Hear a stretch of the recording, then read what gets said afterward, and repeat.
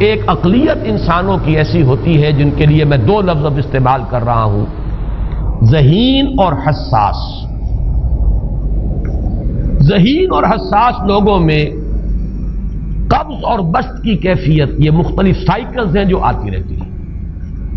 کبھی طبیعت میں پشبردگی ہے، دل بجھا ہوا سا ہے، کچھ نا امیدی سی ہے، خود اپنے اوپر اعتماد کی کمی محسوس ہو رہی ہے، مجھ میں صلاحیت نہیں ہے، میں کچھ نہیں کر سکتا، اب تک جو کچھ کیا اس کا بھی ہے، امنگ بھی ہے، امید بھی ہے، روشن پہلو نظر آ رہے ہیں۔ قبض کی کیفیت میں تاریک پہلو نظر آتے ہیں، مایوسی کے پہلو نظر آتے ہیں، پیسیمزم کی کیفیت، اور یہ جو بسط کی کیفیت ہے اس میں روشن پہلو۔ دیکھو یہ بھی تو ہے نا، آخر یہ بھی تو ہوا ہے، اور بھی ہو سکتا ہے، آخر اب تک میں نے یہ کام بھی تو کر لیا، آگے بھی مشکل آسان ہو سکتی ہے۔ یہ دو کیفیات ہیں قبض اور بسط کی، جن کو کہ صوفیاء کرام نے یہ اصطلاحات، یہ عنوان دیے، قبض اور بسط۔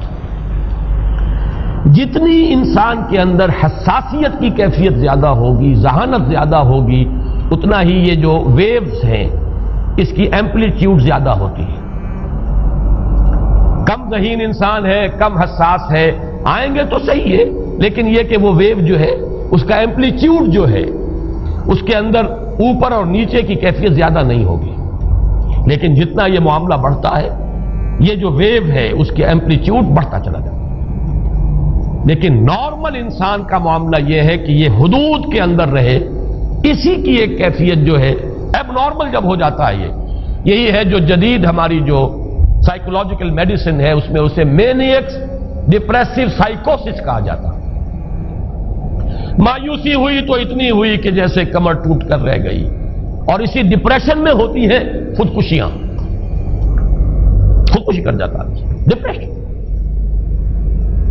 کچھ روشن پہلو نظر ہی نہیں آ رہا، کوئی امید کا پہلو نظر ہی نہیں آ رہا، کوئی صورت نظر نہیں آتی، کوئی امید بن نہیں آتی، کس طرف جاؤں، کدھر دیکھوں، کسے آواز دوں، اے ہجوم نامرادی دل بہت گھبرائے ہے۔ اور جب آدمی محسوس کرتا I can't face these realities، یہ commits suicide۔ یہ اور جب کیفیت ہوتی ہے انشراح کی تو آدمی خوب بھاگ رہا ہے، دوڑ رہا ہے، امنگ ہے، محنت ہے، دوڑ رہا ہے، امیدیں ہیں، اب ہر چیز کا روشن پہلو نظر آ رہا ہے۔ عجیب ہے یہ، اصل میں مجھے کچھ تجربہ بھی ہوا ہے، ہمارے خاندان میں بھی یہ مرض موجود رہا۔ میرے والد مرحوم کافی طویل عرصے اس میں ایک ڈپریسو سائیکوسس کے مریض رہے۔ کچھ ہوتا ہے یہ معاملہ، ویسے بھی شاید ہمارا خاندان جو ہے اس کیٹیگری میں آتا ہے جس میں ذہانت نسبتاً کچھ زیادہ ہے، حساسیت بھی نسبتاً کچھ زیادہ ہے۔ یہ دوسری بات ہے کہ کوئی شخص جو ہے یہ فلسفے کے طور پر اختیار کر لے کہ اپنے آپ کو ڈھیٹ بنا لینا ہے، یہ فلسفہ بھی بن سکتا ہے، لیکن یہ ہے کہ اگر آدمی چھوڑ دے اپنی طبیعت کو تو یہ دونوں کیفیات آتی ہیں۔ انہی کیفیات میں اگر یہ جو اپورڈ اینڈ ڈاؤنورڈ موومنٹ ہے یہ ایک حد سے نکل جائے تو یہ بیماری ہے مینیک سائیکوسس، مینیک ڈپریسو سائیکوسس۔ اس میں جب آدمی ہوتا ہے وہ اپر کیفیت میں تو اس کے اندر بڑی عظیمت ہے، روشنی ہے، امید ہے، لوگوں سے گفتگو کر رہا ہے، حق بول رہا ہے، خوب جو ہے محفل کے اندر، اب وہ محفل میں اسے دلچسپی محسوس ہو رہی ہے اور اسے ہر چیز کا روشن پہلو نظر آ رہا ہے، خود اپنے وجود کا بھی روشن پہلو، دوسروں کے وجود کا بھی، دوسروں کی بات میں سے بھی وہ اچھا پہلو تلاش کریں گے، وہ برا پہلو تلاش نہیں کریں گے۔ جب دوسری کیفیت ہے ڈپریشن کی، ہر ایک کی بات میں کوئی برائی نظر آئے گی، کوئی اس کی نیت کا فطور ہے، کوئی فساد ہے، کوئی یہ جو ہے بدنیتی کے ساتھ یہ بات کر رہا ہے، کوئی خیر کہیں ہے ہی نہیں، برائی ہی برائی ہے، مایوسی ہی مایوسی ہے، بدلی ہی بدلی۔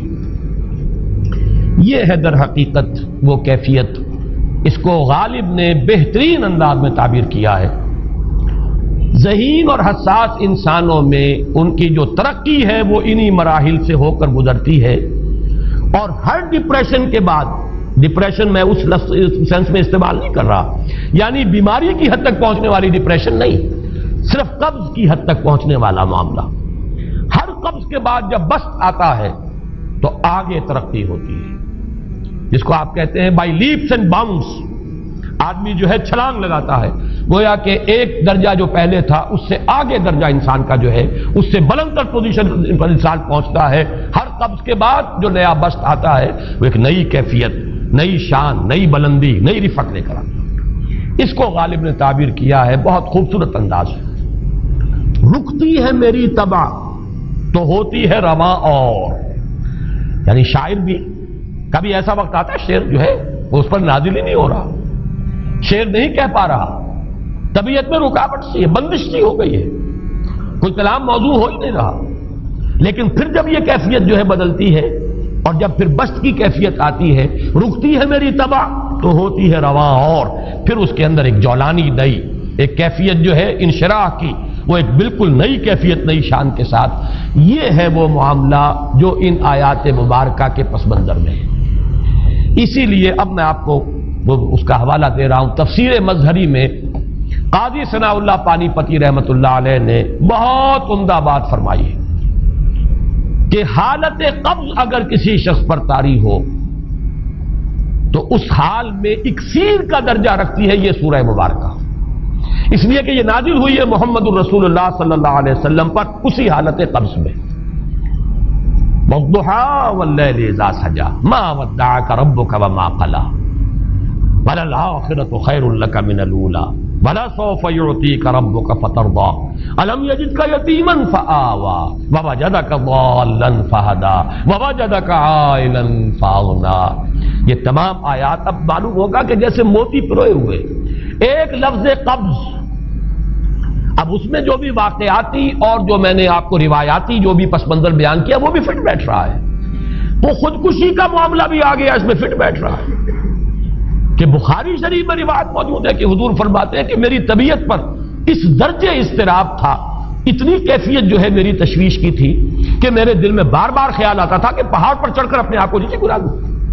یہ سارے معاملات اب آپ کو محسوس ہوگا جیسے تمام کڑیاں جو ہے وہ جڑ گئی، جیسے رات کو اب آپ اٹھ نہیں پا رہے، اضمحلال ہے، اعصابی جو ہے اعصاب اس درجے متاثر ہو چکے ہیں. صرف یہ ایک احساسات کی کیفیت نہیں ہے، آپ کی قوت فعلی جو ہے، قوت عملی، وہ بھی اس درجے متاثر ہو چکی ہے کہ کئی راتیں گزر گئی اور آپ رات کو نہیں اٹھ سکے، جس پر کہ ام جمیل کو یہ کہنے کا موقع مل گیا کہ معلوم ہوتا ہے محمد تمہارا شیطان تمہیں چھوڑ گیا.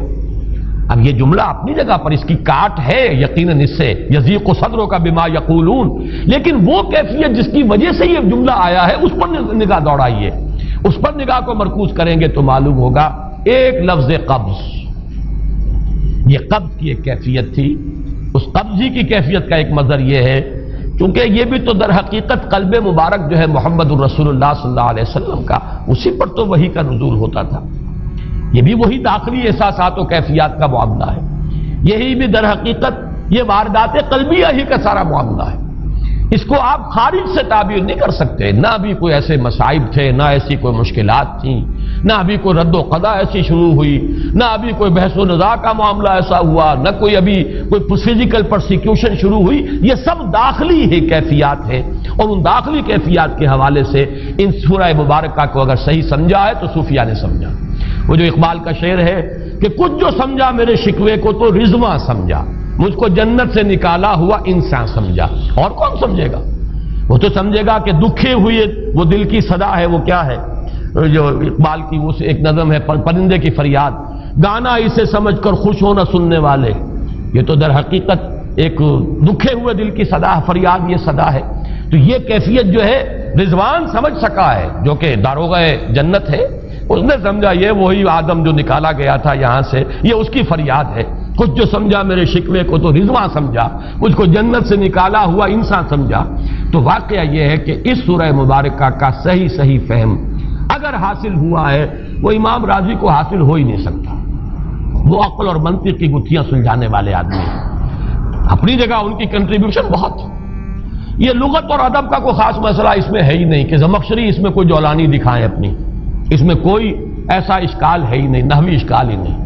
لیکن یہ واردات قلبیہ کا معاملہ ہے، احساسات باطنی کا معاملہ ہے، یہ نفسیات انسانی کا معاملہ ہے.